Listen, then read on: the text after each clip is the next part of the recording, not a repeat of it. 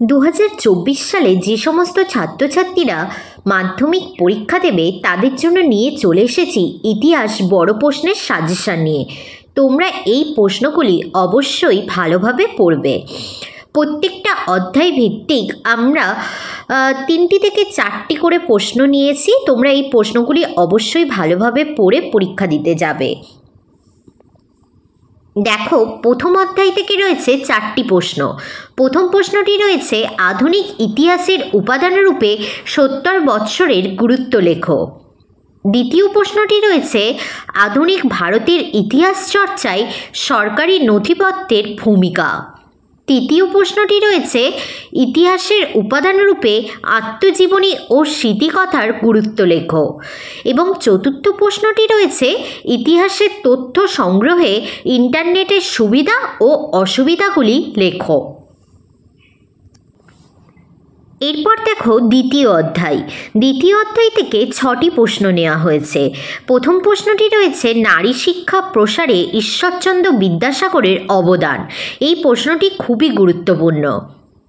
দ্বিতীয় প্রশ্নটি রয়েছে বাংলার নারী মুক্তি আন্দোলনে বামাবোধিনী পত্রিকার গুরুত্ব। তৃতীয় প্রশ্নটি রয়েছে হুতুম প্যাঁচার নকশা গ্রন্থে 19 শতকে বাংলার কিরূপ সমাজচিত্র পাওয়া যায়। এরপর দেখো চতুর্থ প্রশ্নটি রয়েছে আধুনিক চিকিৎসাবিদ্যার চর্চায় কলকাতা মেডিকেল কলেজের ভূমিকা। পঞ্চম প্রশ্নটি রয়েছে চার্লস উডের প্রতিবেদন বা নির্দেশনামা, এটি সম্পর্কে একটি টিকা লেখো। এবং ষষ্ঠ প্রশ্নটি রয়েছে লালন ফকিরের চিন্তাধারায় ধর্ম সমন্বয় কিভাবে প্রকাশ পায়। এরপর দেখো তৃতীয় অধ্যায়। তৃতীয় অধ্যায় থেকে 3টি প্রশ্ন নেওয়া হয়েছে। প্রথম প্রশ্নটি হলো 1855 সালে সাঁওতাল বিদ্রোহ করেছিল কেন। দ্বিতীয় প্রশ্নটি হলো নীল বিদ্রোহের প্রতি শিক্ষিত মধ্যবিত্ত সমাজের মনোভাব কেমন ছিল। এবং তৃতীয় প্রশ্নটি হলো ঔপনিবেশিক অরণ্য আইন কিভাবে আদিবাসীদের অধিকার হরণ করেছিল। তোমরা এই প্রশ্নগুলির মধ্যে কোনো প্রশ্নই বাদ দেবে না। এই সমস্ত প্রশ্নগুলো তোমরা খুব ভালোভাবে পড়বে। এরপর দেখো চতুর্থ অধ্যায়। এখান থেকেও মোট 5টি প্রশ্ন নেওয়া হয়েছে। প্রথম প্রশ্নটি হলো আনন্দমঠ উপন্যাসের মধ্য দিয়ে কিভাবে জাতীয়তাবাদ প্রকাশিত হয়। দ্বিতীয় প্রশ্নটি হলো ভারতসভা কবে কী উদ্দেশ্যে প্রতিষ্ঠিত হয়। তৃতীয় প্রশ্নটি হলো গগনেন্দ্রনাথ ঠাকুরের ব্যঙ্গচিত্র কিভাবে ঔপনিবেশিক সমাজের সমালোচনা করেন। চতুর্থ প্রশ্নটি হলো মহারানীর ঘোষণাপত্র টিকা। এবং পঞ্চম প্রশ্নটি হলো 1857 সালের মহাবিদ্রোহের প্রতি শিক্ষিত বাঙালি সমাজের মনোভাব। এরপর দেখো পঞ্চম অধ্যায়। এইখান থেকেও 4টি প্রশ্ন নেওয়া হয়েছে। প্রথম প্রশ্নটি হলো বসুবিজ্ঞান মন্দির টিকা। দ্বিতীয় প্রশ্নটি হলো ছাপা বইয়ের সাথে শিক্ষা বিস্তারের সম্পর্ক কী। তৃতীয় প্রশ্নটি হলো কারিগরি শিক্ষার বিকাশে বেঙ্গল টেকনিক্যাল ইনস্টিটিউটের ভূমিকা। এবং চতুর্থ প্রশ্নটি হলো বিজ্ঞান চর্চায় Indian association for the cultivation of সায়েন্সের অবদান। এরপর রয়েছে ষষ্ঠ অধ্যায়। এইখান থেকে 5টি প্রশ্ন নেওয়া হয়েছে। প্রথম প্রশ্নটি হলো ওয়ার্কস অ্যান্ড প্রেজেন্টেজ পার্টি টিকা লেখো।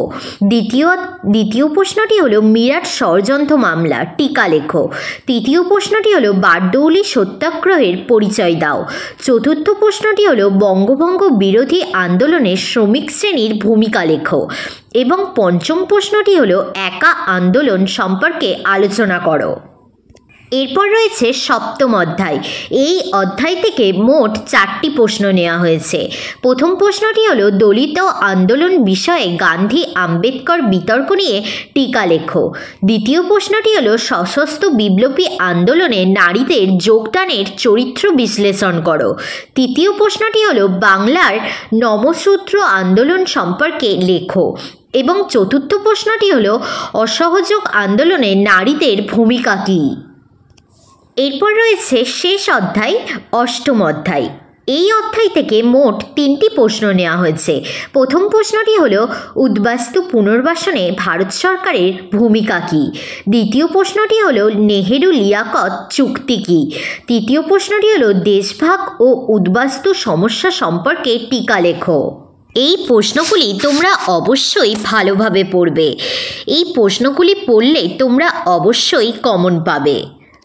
আজকের ভিডিওটি এই পর্যন্ত। সবাই ভালো থেকো, সুস্থ থেকো এবং মন দিয়ে পড়াশোনা করো।